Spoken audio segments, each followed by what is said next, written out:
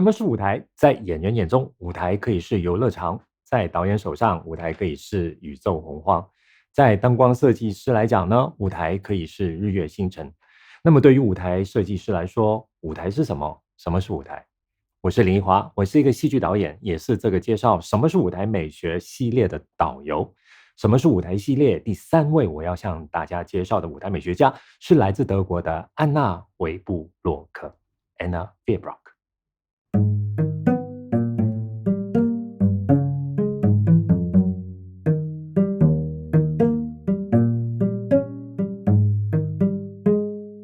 有人会说 Anna Vibrock 作为舞台设计师，她不是为剧本盖房子，而是借由舞台做建筑。Anna Vibrock 自己也说过，在她的创作里很少呈现私人的房间，更多都是公共的空间。吊诡的是，一般在戏剧里的家庭场景发生的不就是关上门来的私事吗？可是当这些场景只是展示了家庭的普遍性，剧情当中铺陈的私密性便会因此显得不独特，也就大大削弱了观众在观看这些事件的时候所该有的发现了。反而在 Anna Vibrock 的舞台，表面上都是跟公众活动有关的空间，即便有些性质很隐晦，比如它可能只是一个环境到另一个环境的过渡空间。然而 Anna Vibrock 赋予这些空间的暧昧性，却能为观众带来陌生的视角，以致产生莫名的感受。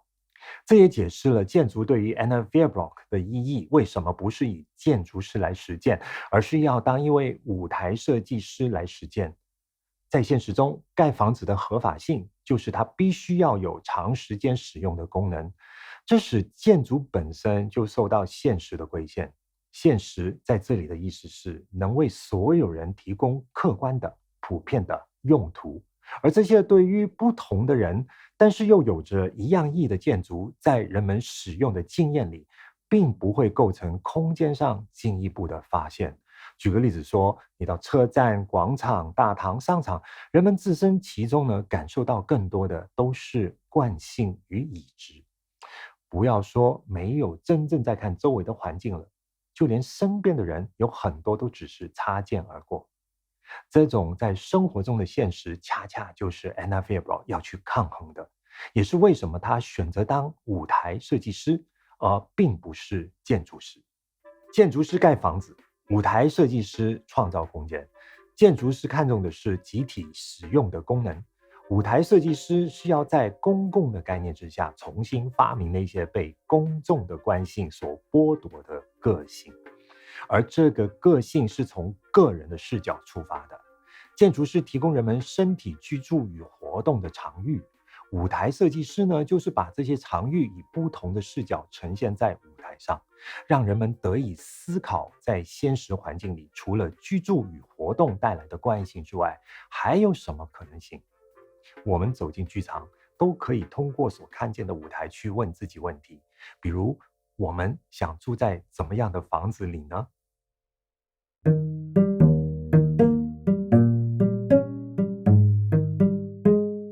这可能要问的第一个问题还是我们怎么区分房间与我们之间哪一个是主，哪一个是客？理论上，房子是因应我们的需要而存在，只不过现实中，除非这栋房子是居住的人为自己而设计和建盖的，不然的话呢，就是通过现成的设计再把自己放到里面去适应。一般情况下，建筑师对于生活的体会就是一栋房子的精神所在。住在里面的人在建筑里是被动的，所以是客。哪怕一次一次的搬家，只要都是现成的房子，那住进去的人永远都还是客。这就会反映到另外一个问题了。那住在房子里的人，大部分时候都要适应什么呢？一栋房子或者是一户单位，通常都要满足住客最基本的需要，那就是空间如何分配，来达到居住的人关系能够融洽，生活能够方便。客厅、饭厅、卧室等等，把居住的人的生活习惯透过生活的场域的划分给制约。经济条件也决定了制约的形式，以致谁的经济权力更大的话，那这个居住空间便会更以他为主了。长久以来，一家之主的主都是男性。当他成为传统，就算是某个家庭的经济来源是女性，男性的地位还是受到一定程度上的肯定。这让在主客的区分上已经带有性别的轻重之分。在 Anna Vibro 担任舞台设计兼导演的作品《南极大宅》的舞台上，矗立着一栋爱尔兰籍女设计师艾莲·格雷所设计的房子，叫做11027。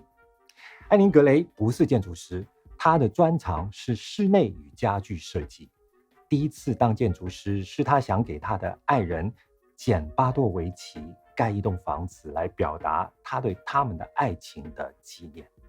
房子落成之后，巴多维奇把他一位很有名的建筑师朋友科比意带来参观，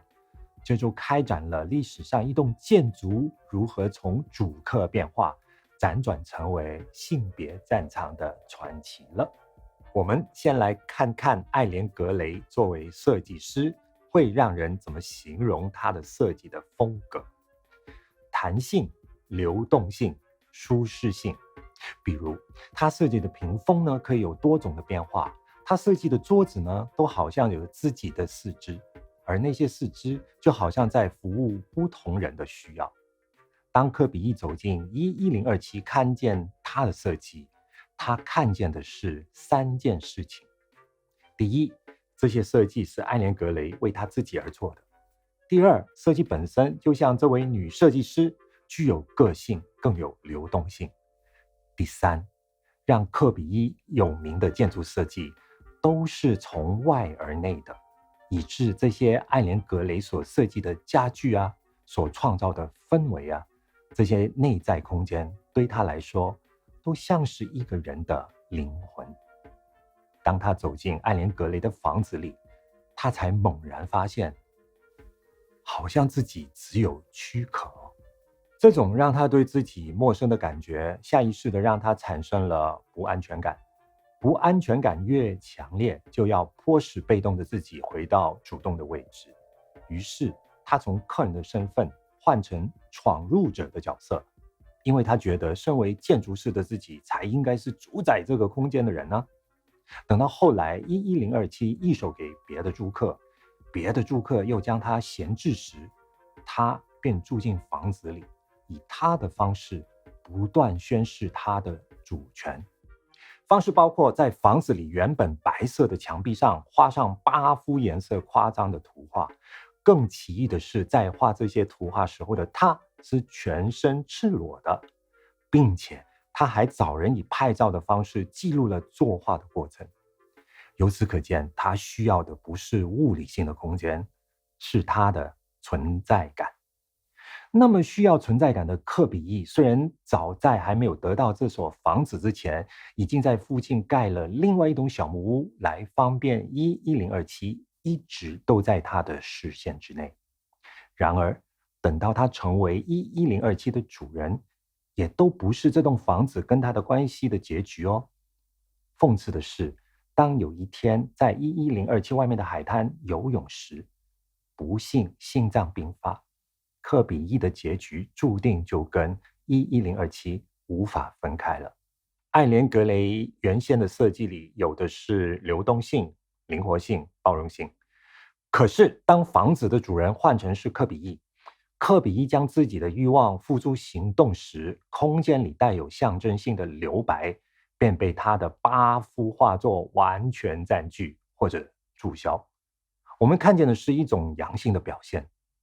留白所象征的空间要用感受来体会，而感受是看不见的。相对于阳性的方式表达的欲望，需要用灵性来达到的交流，就是阴性的力量。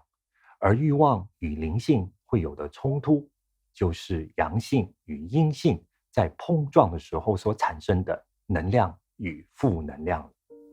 在南极大宅的舞台上， Anna Vibro 将整座11027的角度调转到45度角放置，房子侧面的直角就会对准观众，这个直角因此形成对观众来说的不会消失的视觉交汇点。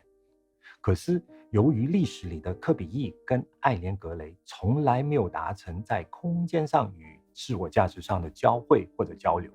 那这个角这个点呢，就象征了从不消失的矛盾。那再加上戏中出现的艾连格雷啊、科比意啊、房子的继承人夫妇啊，还有从电影女收藏家借过来的角色海蒂，全部都是在平行时空与超越现实的形式中并存的。他们大部分时间呢，各自游走在房子的里外，但又有一些短暂的时间看见彼此的存在。这样的处理不仅回应了艾连格雷设计中的包容性，也符合了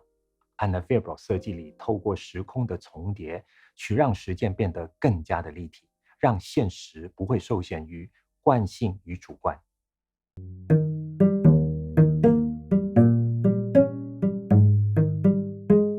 如果那所理想的房子是艾连格雷设计的11027，它就是盖在蓝天白云之下，北面靠山，前面是海。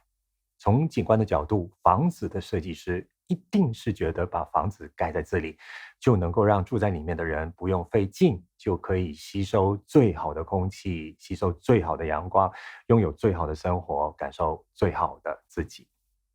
从室内设计的角度呢，就是如何把室外的精华吸收到房子的内部，让空气啊、光线啊流通无阻，同时给住在里面的人如同没有受到墙壁造成的与外界的隔阂，里外一体，自由自在。然而，这样的海边小屋只是11027作为历史里面的一栋建筑留给后人的想象。只有看过照片，通过文献了解艾连格雷设计理念的我们，绝大部分都没有到过现场。而且11027在今天除了是一栋建筑，也成了建筑史上的一段传奇，一段丑闻。时间过得越久，它的神话效应越是发酵。这就是为什么它会成为 Anna Faber 的戏剧主题。又因为 Anna Faber 呢是对建筑有着强烈爱好的舞台设计师，11027出现在舞台上的时候，就不能只是一个重现现实建筑物的模型，它必须具有 Anna Faber 对于设计的独有坚持。设计不是为了功能，而是用设计来表达他的观察、他的思考，通过他的诠释。也许对于 Anna Faber 来说，11027存在的重大意义不只是显示艾连格雷的才华，且是为什么一位女性顺着自己的性格表达自己的兴趣，却因此造成一位男性的心理不平衡。这位每每以建筑建构作为设计起点的男性，为什么会受由一位女性所创造的内部空间影响呢？若是把11027对后世的影响归结成艾连格雷与科比意在男性与女性、阳性与阴性、结构与氛围的角力， Anna Faber 便需要借助舞台上的11027来呈现他对这场角力的诠释。第一，是他利用将这栋建筑物调转45度的角度，把一面白墙放在观众最容易看到的视点上。这面白墙也成为戏中投射影像的媒介。无论是艾连格雷还是科比意沉浸在不同时间有过的活动，都将成为影像重新呈现在观众的眼前。这些活动，比如说科比意裸体作画的过程，既是发生在室内，也发生在室外。所以当它变成影像出现在这一面白墙上，白墙就兼具了遮蔽与穿透的功能了。第二，11027的外面现实中是海滩，若要看见天跟海，是通过大片的落地窗。可是 Anna Faber 在设计舞台上的11027的时候呢，室外不是海滩，却是地中海配色的室内地板。然后原应该是室外的海滩与天空，舞台上却出现了一面有着大格子窗的墙壁。窗外的风景是以背景图片的方式被看见的。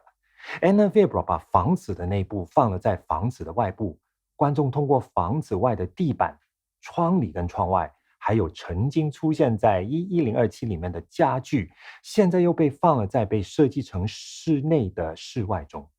舞台上的空间，室内跟室外被并置展示，使人如同置身在一面镜子之前，不禁要问：哪一个才是室内，哪一个才是室外呢？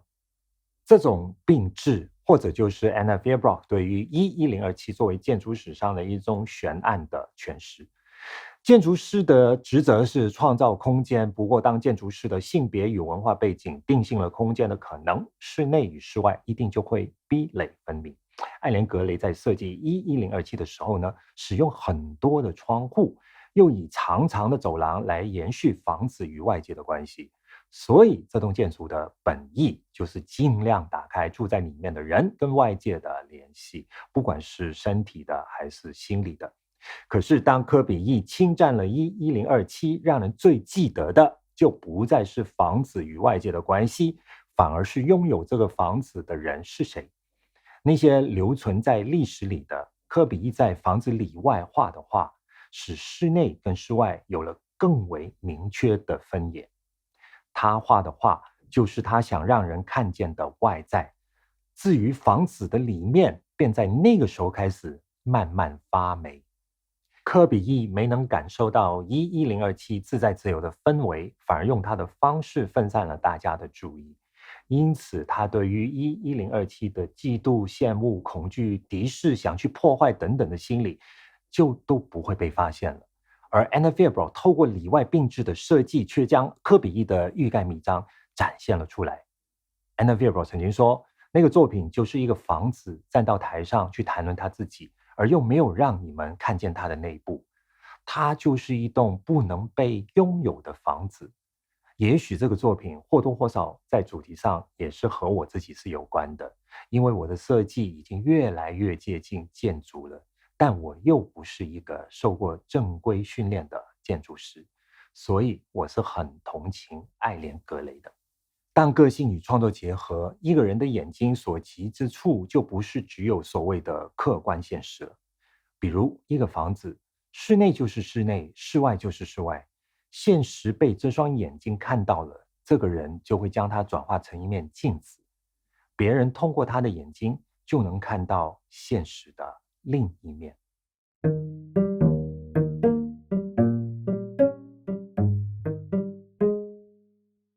Anna Fierbrock 的作品常常会指向女性与空间，以致可以触及女性与自由的关系。自由是很具体但也很抽象的东西，在生活中，大部分人会觉得能够自由进出、自由表达，就代表拥有自由。可是，自由也是很复杂的，因为它除了是身体上的，也可以是思想上的。2007年 Anna Fierbrock 帮巴黎歌剧院导演并担任舞台设计的一出法国歌剧，叫做《雅利安妮与蓝胡子》。故事讲的是一个非常富有的伯爵叫蓝胡子，他曾经娶过5个太太，但是一个一个先后的失踪了。所有在他古堡邻近的那些村庄的人都相信是他杀死了他们。那故事开始的时候呢，当女主人翁雅利安妮答应嫁给伯爵，村民都这么觉得她是羊入虎口，认为只要她走进古堡，就不可能再活着走出来了。然而，她带着她的保姆毅然地嫁进古堡，又接受伯爵给她的7把钥匙，其中6把是银质的，只有1把是金质的。伯爵告诉他，6把银质的钥匙所打开的房门里面的东西都是属于他的。可是，虽然第7把钥匙也能够打开第7道房门，但那是一扇被禁止打开的门。其实，从雅利安妮决定走进这座古堡，不只是要嫁给伯爵，她是要救出那些被他认为不是死了，却是被囚禁的前妻们。她要把他们放走，帮伯爵澄清他的清白，让村民知道伯爵并没有杀人，然后才跟他在一起。当他找到了这5个女人，并帮助他们走出古堡，这5个女人却不愿意离开，不要走到外面的世界去哦。雅利安妮在这个时候的选择呢，就是独自离开。大家听完了这个故事，会认为这个伯爵的古堡是长成什么样子的呢？舞台上是一个从外面看过去只有一层，但是楼顶很高的建筑物。跟观众最接近的是一道女儿墙，墙高大概就是在一个人腰际以下的位置。以上全部都是由白色框架组成的玻璃窗。透过窗看进去，有大小不一比例的窗框前后交叠，其中属于房间另外一端的墙壁跟先前所说的女儿墙的高度相差很远。在它的最高处开了一整排的气窗，而在女儿墙与开了气窗的墙壁中间，那些窗户都用于作为空间与空间的间隔。这些窗户的玻璃在舞台的光线变得很亮的时候，会造成很多的反射，让它看起来很像一些摩登的办公室、写字楼。因为房间很大，它又被布置成间隔很多，所以在里面的人一方面只有寥寥数人，另一方面他们大多各自为政。从外面看过去，就像这些人都迷失在一个大型的迷宫当中了。这个大房间外面，左舞台是一个直立的屏幕，屏幕里是鸟瞰的监视镜头拍摄的画面，右边又有一个比房间还要高的直立长窗。所有这些元素从观众席看过去，就像一座监牢。禁锢感不只是来自房间高度所带来与人身高的不成比例，还有就是那些窗框的密度所造成的。Anna Verbrock 的这个舞台设计造成了很大的争议。表面上，他好像犯了一个很大的错误，因为层层叠叠的白色窗框很容易让观众感受到观看的自由被剥夺了。如果是从叙事的观点来说的话，这个设计就是要用这种手段来达到目的，让视觉上的障碍形成观众心理的禁锢。之后，对于剧中女性的去留，到对于剧情的认知，再到感知，再到对剧中女性的处境的同理，从而思考到自身的关系。如果观众看到障碍的不良感受是来自这座堡垒的结构，在这座堡垒中被囚禁的妻子们，她们的处境通过 Anna Verbrock 的设计，是不是就转化成为观众的感受？因为在观看这出歌剧的时候，观众就如同他们那样受到囚禁，以致失去观看与感受的自由了。很多这个歌剧的布景设计都会把故事里的这座古堡用一个象征性的手法来呈现。Anna Verbrock 的这个舞台是刚好相反的，它所呈现的不是一个象征，而是一个建筑。这个古堡表面是完整的，然而从观众的角度看过去，层层叠叠的窗框造成的视觉效果却很像一株大树被横向的破开。我们就会看见经年累月所累积出的年轮，绵密的程度也会像窗框那样造成禁锢感，逼使观看的人也会像关在古堡里的人，很想从那里逃出来。吊诡的是，雅利安妮与蓝胡子里那些本来可以跟随雅利安妮回到现实世界的女人们，却拒绝了自由。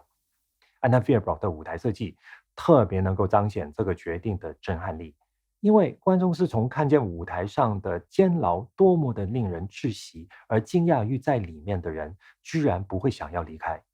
同时，观众又可以从舞台上这个监牢有条不紊的设计，而看见他怎么为里面的人提供了安全感。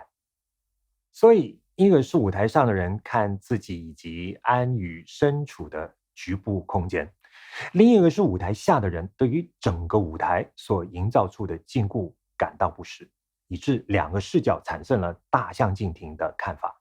舞台上的人在局部空间里满足于得到有限的自由，舞台下的人却由于看见全部的条条框框，那些有限的自由便显得不是真的自由，只是被适应了的笼子。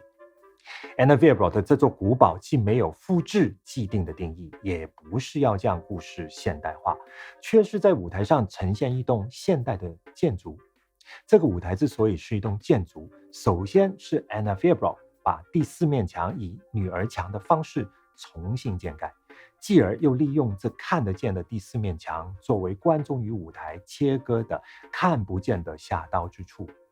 这个古堡因而在舞台上就失去了与观众最直接的连接，成为一个完全封闭的空间了。因为封闭让时间对剧中的女人不再产生意义，不愿意离开的女人们原来不是被囚禁，她们是放弃了在时间里的自己。这跟戏中雅利安妮很重视她的手表，在决定离开古堡跨出女儿墙之前，她先把手表戴上，有了天渊之别。